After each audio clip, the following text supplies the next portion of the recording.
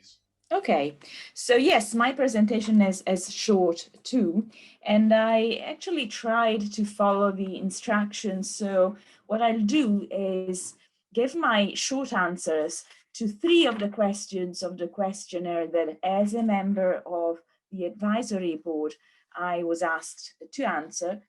And then I'll add a few comments that just came to my mind while I was reading the very, I have to say, interesting IO1 report. And I'm open to any question or comment, of course. So assessing the training of easy to read validators and facilitators. I'll start with question 1. The question asked whether comparing with other fields of accessibility and communication, in which I am expert, or I'd say I have collaborated in, there are common points or differences in the training demands. And when I was trying to answer the question, I had in mind specifically the Atlet project on audio description, the Atlet Pro project, again on audio description and on the creation of materials for audio describers, and the EasyIt project that has been mentioned earlier by a colleague and a partner in the project, which have in a way the same structure as Train to Validate. And actually, I must say that I didn't find so many differences, right, in the training demands on the part of the experts. What I found interesting and actually shared is the idea that it is important to know the theory in a way, but in particular, user needs. And I have to say this is very important, in fact, especially because that's the only way for, in this case, validators or facilitators, but also for easy to read creators or translators to really know what they need to do when they produce or validate a text, knowing how users receive a text, be it a written text, a simplified written text, or even an oral text. So knowing that helps apparently a lot more than knowing the theory of easy to read writing, which of course is required, which of course is very important. So this made me think that in this still long path toward the creation of a course and of materials, some thoughts about a theoretical unit devoted to clear and summarized scientific results on the way users intake input, especially even complex input, but also simplified input, might be an idea, might be something to consider, because that can help us decide whether one solution, one strategy is actually better than another. And so that's something that I found as a shared need of prospective trainers, of prospective actually trainees. And I would focus a lot on this. And this is kind of linked to what has emerged this morning, you know, the use or need or whatever of handbooks. People tend to use guidelines, which is fine, but what I heard this morning is that probably, you know, we really, in this sector, we really need a handbook that starts or stems from user needs and helps validators to know what they do, to know what is fine, to know what is not fine when they have a text in front of them and have to assess it in a way. The second question is this one. From the result of the survey, what aspects related to easy to read validation or facilitation could be interesting to research in the future? And this is a topic that I really care about. And I think that the answer is text complexity.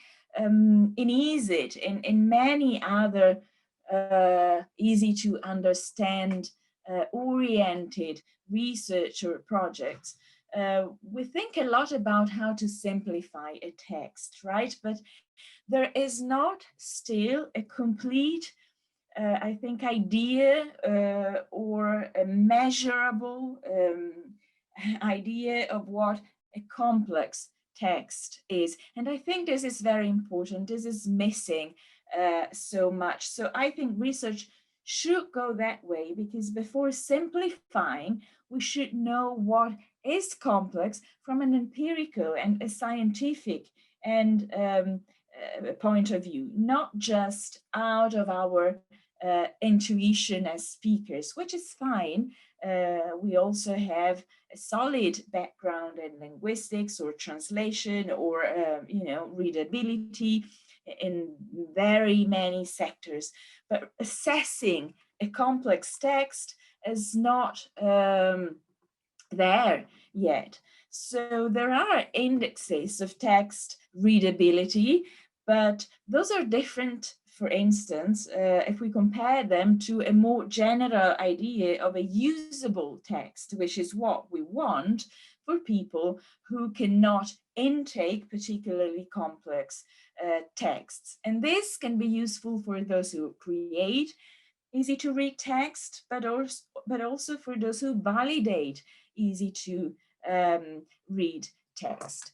And what is more, and what is even more important is that readability, which is kind of measurable today. We have online software, free software that can help us assess readability and that give us very important data on how a text is, are not really enough, especially because simplification nowadays does not necessarily apply to written and readable or texts that are written to be read. Many users we know prefer to listen to an easy to read or an easy to understand text, because that's their preferred way of intaking information, even if it is simple information. And also nowadays, the range of multimodal realities through which we obtain information is so wide. Let's think about podcasts, for instance, or films, of course, any audiovisual content that we intake, not by reading this type of content. And so usability in general terms and applied not only to written modes should be probably researched a lot more in order to get to really accessible, to really usable texts, be them written or conveyed orally. So that's, the second answer I felt I wanted to give to the questions I received. And last but not least, do consider that this survey provides with relevant data to build a training certification for facilitators and validators. I actually was not sure about the way I got the question. Probably the answer was about creating a training course, I think, with a possible final certification for facilitators and validators. And of course, I think that the survey provides a lot of relevant data, but this data could probably be integrated by some, qualitative face-to-face interviews with a range of professionals, but also end users to, round things up in a way and have more qualitative material to work with. You actually are in an early stage of the project, so you've got so much ahead of you and you can still adjust a lot of what you are doing. And this is just a suggestion, which, by the way, might be there and I just didn't know. So that's my answer, one of my answers to this question. And another answer is basically this one. More than an answer, this is a comment or, a thought that came to my mind when I was reading the report. I think the course should be very, very practical, including a lot of hands-on exercises. So probably tending to what we call a handout, a handbook at the end, of course, with a different probably structure. Because of the nature of the work of the validator or of the facilitator. So that's one of the ideas that came to my mind. But also I wondered, why not providing a complete, comprehensive and reliable validation checklist, which is not an easy probably task, I guess, because it needs to take into account a lot of variables, but a reliable checklist that can serve as a starting point for validators, but also as a working tools for validators and facilitators. It can probably ease up in a way the work, make sure validators check all the relevant issues that they have to check when they are in front of a text. And so I'm very for checklists that checklists or any variation of them. And that again is an idea that can or cannot be considered, but that while reading the report constantly came to my mind. Regarding the quality checklist, of course, this has to do or should have to do with how should a text be. And in this respect, my question, the question that I asked myself are the following. Perhaps we need, or I would, or I feel the need of more measurable indexes or terminology. In the report, you talk about informative, clear, natural texts, but what do they really mean, right? Can these words be measured or defined more clearly so that we really can have a checklist? And we really can say that a text is informative for, of course, not everyone, but for most people, because I think that clear, natural, and informative contain quite a subjective nuance that should not be there in a way. So working towards that direction, I think could be really interesting and links well with the idea of text complexity and how to get rid of text complexity, which we can do if we know what it is, of course. And this, regards my answers to the questions that I received. And I have a couple of concluding remarks here. And one is this one, and this is very personal probably. I'm not really expert in the field, especially as far as validation is concerned. So I've studied and tried to work more on the creation of easy to read texts or adaptation, but I have not been in touch with validators or with the validation process. So for me, there are terms that are still difficult, and I would love to clarify or, to see as more clear for me validation and validator, facilitation and facilitator, but also the reviewing process. Is it a validation process or is it different? And if it is different, in what is it different? And also the quality control. These are terms we also use in EASIT in some sometimes, but still they are not so clear to me. So I think that in this first report, which might turn into a publication, a more solid work, perhaps even a book, how about devoting a part of the publication on this terminology, which might not be so clear to researchers, for instance, but in any way, people who are not working every day hands-on in the sector, because they might seem very similar, and they keep on seeming very similar to me. I couldn't really explain what a validator is compared to what a facilitator is. And as far as I got to know, I might be wrong, in different countries, this figure can or cannot exist, can or cannot overlap. So it might be interesting to focus on these aspects, which might or seem taken for granted, probably because most of the people working in this project are well acquainted with them, but external researchers might not. Or you let me know I am the one with a problem with this terminology. And to really conclude, I've got two things to focus on. These also emerge from the data you showed.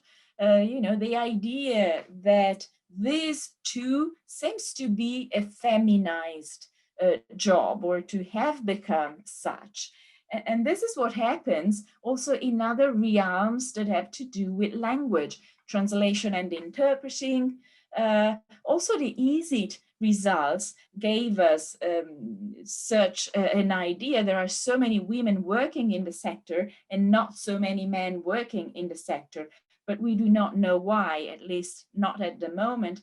And in the Atlas project, the results were the same again. And here I have an excerpt from an article saying, overall in the Atlas project, we gathered responses from a slightly, or not so slightly, feminized group. And we've got 66% of female professionals answering our questionnaires.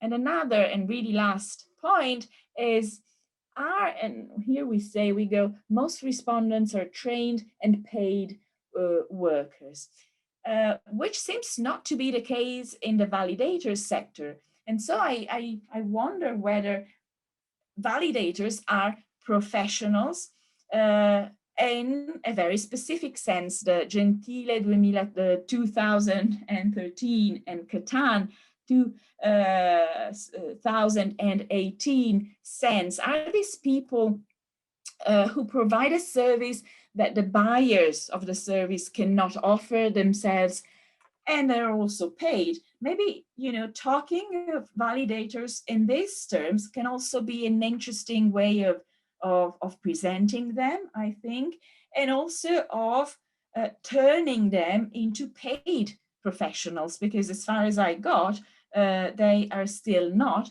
which is a shame given the huge actually work they do,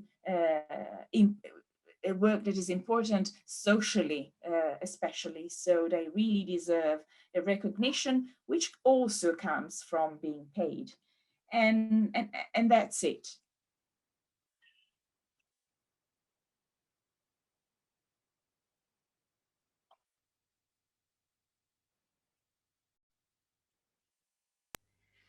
Daniel, we can't hear you.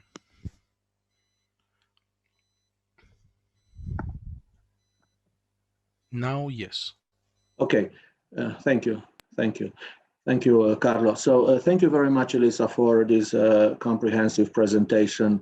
This is, in fact, one of our major purposes of our project, to make validators and facilitators, to help them become recognized, and to have in time these two professions listed in the European Code of Professions.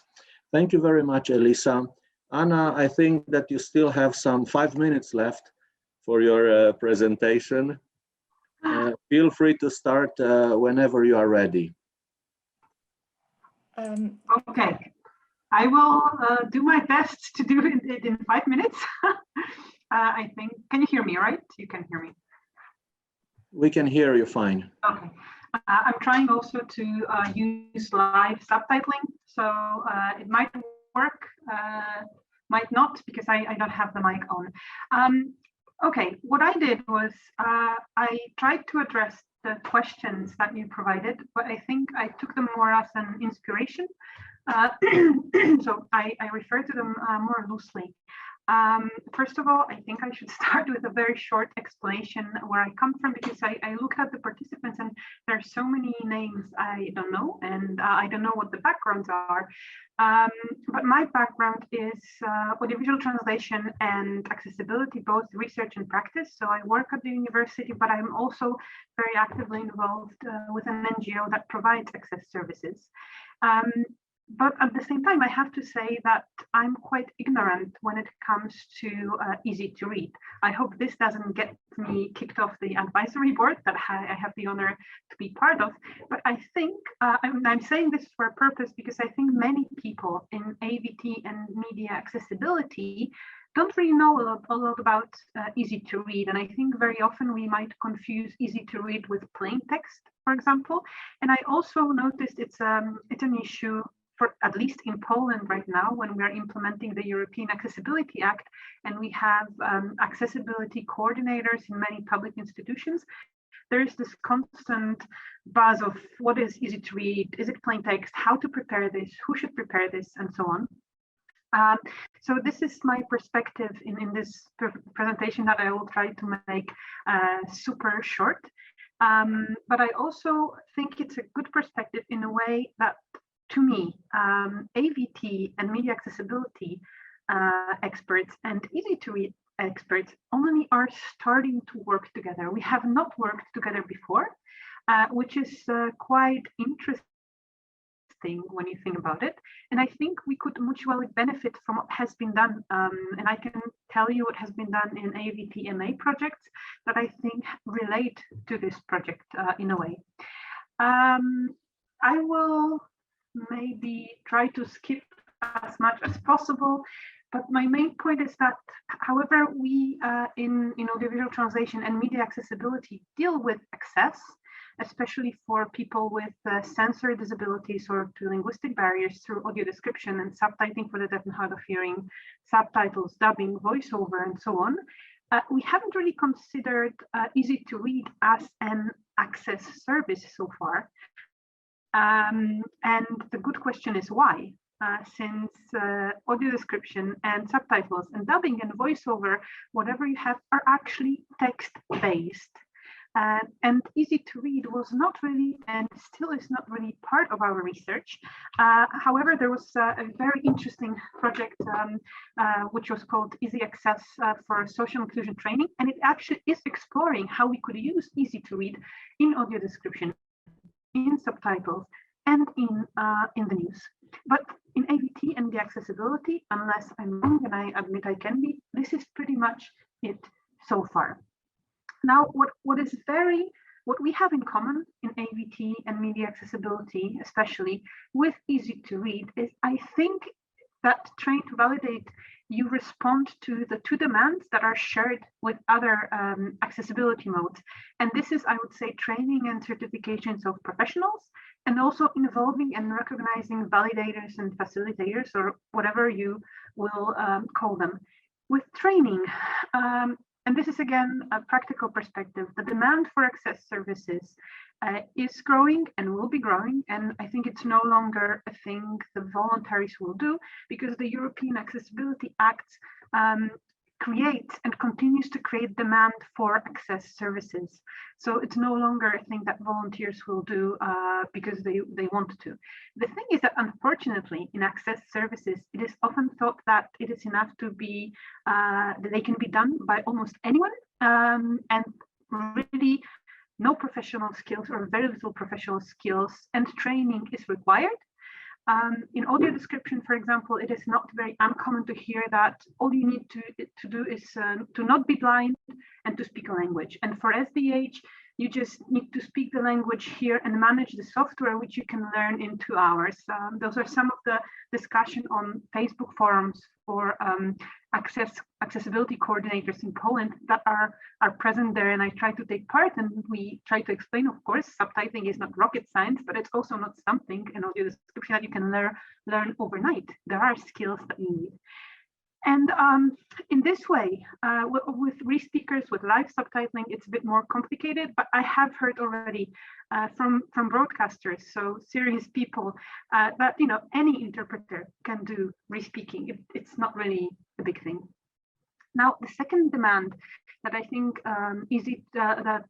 Train to Validate responds to is the need to recognize validators and facilitators. And I think this is the only project that does that. Because in media accessibility, we do have a lot of voices about user-centered research and a lot of user-centered research, a bit of voices about inclusive approach, but then I do not feel that we give enough attention to this in research, but also we don't give recognition also in professional practice. Again, this is a good example from my field, from audio description. Some people provide consultations of audio description by the end users, some don't. Some clients require a consultant to be involved, some don't really care. And if the price for audio description without a consultant is lower, they will go for the lower price. And another issue that I think is very important here is that is it enough to be a person with disability to be a validator? I don't think it is. And very often a self-advocate is not a skill, enough of the skill to be a validator or a proofreader or however you want to call it. And also something that comes back from translation practice, we could think about involving validators as a good practice, but maybe also as a norm. In translation, you have different norms, and if a client buys something that is norm A, they know they just buy a translation. But if they buy norm B, they know it's translation and proofreading, for example. So maybe this is something that would also be considered in this project, that you could introduce it as a norm, for example. And then there have been a couple of projects that were identifying training needs in the last years in live subtitling, in audio description, and in easy, and also the easy access for social inclusion training. Now they used a very similar methodology that you're using in your project, but I think there are a couple of things that you could adapt. As Elisa said, it's still an early stage, so I think I had the honor to participate in the project in the Ad Lab, which was led by Elisa, and I think there are a couple of things that can be taken from them. You have done a survey, and the report is very impressive. But I also think that you could use which were interviews, which gave more insight, especially into the training material used and how the training is done. And I think this is an option that is very well worth exploring when designing the curriculum or training materials. And also you could think about focus groups as well. And another aspect that I think is very worth exploring beyond what you have already done is looking at the participants that were involved. Because if I understand this report correctly, you've addressed mostly practitioners, so the organizations, the writers, validators, facilitators, but other people that could be included not only in your research team are trainers and researchers and experts. And I'll try to justify it very shortly, and this is actually my last slide. Why I think it makes sense to involve trainers and researchers and experts as part of your research, the target group. I think that myself, being a researcher and a trainer, I think that sometimes trainers and researchers see maybe not more, you know what I mean, but you have a different perspective of what might be useful in training and what requires, for example, more time and attention based on the training experience that they have. And I'm pretty inclined to say that that trainers probably would suggest more training hours than the practitioners themselves see they need, especially if you have surveyed people who have experience in what they do. They might see some things as easier than they really are. And also, and I think this is something that comes from your report actually, trainers and especially researchers, I think they could bring in a new fields that could be added to the curriculum. And to give you just one example, most of the survey participants said that they are used to working with printed text and digital text, and very few people recognize that they would like to broaden this scope by, for example, including audiovisual media. And that's something that I think might have been suggested by researcher, I'm sure, because you're super lucky to have Rocio and Carlo on your team. So I'm sure you have this covered, but there might be other things like that. That could come up if you also open up to trainers and researchers and experts, and that's it. Anna, thank you very much for your presentation. I see that we may have 2 or 3 minutes for questions or answers. No problem with that. Excellent presentations this morning. I would like to thank you all. And let me remind you that we will have a lunch break now, and we shall reconvene at 2:30 Eastern European time. In the afternoon session, we will have 5 presentations given by specialists in the field, and at 4 o'clock Eastern European time, we will officially close the conference. If there are any other questions concerning the program or any other organizational questions, please feel free to address them now. Daniel, I have a question. Can I ask a question to Anna? It's not an organizational question. Definitely. Is it please late? do ask. Please. Okay. Thank you, Anna. Hello. Related to the very last thing that you mentioned, can you tell us a little more about what you mean in when you talk of involving trainers and other types of researchers? Thank you. Yeah, absolutely. This is something I think also that was done in AVLab Pro. So Elisa is also a very good person to answer this question. But part of AVLab Pro was a survey that was addressed apart from the users that you have already included. There were also trainers and researchers and trainers also at different levels because we addressed trainers who were university-based or vocational education-based or in-house training as well. So we had very different perspectives and very different approaches. And I think it was, if I remember, it was especially visible in the attitude towards including theory in training, and most of researchers and the university-based researchers were suggesting that theory, is not a bad thing. And I agree. Theory it's not a bad thing if you introduce it properly, because you don't have to later on open up a door that is already open. No, you have a toolbox that theory brings. But what was also done, and I thought it was fantastic, was I think the University of Adam Mickiewicz was responsible for this. They have selected some of the trainers. They have asked the trainers to share their materials, the teaching materials, which people did.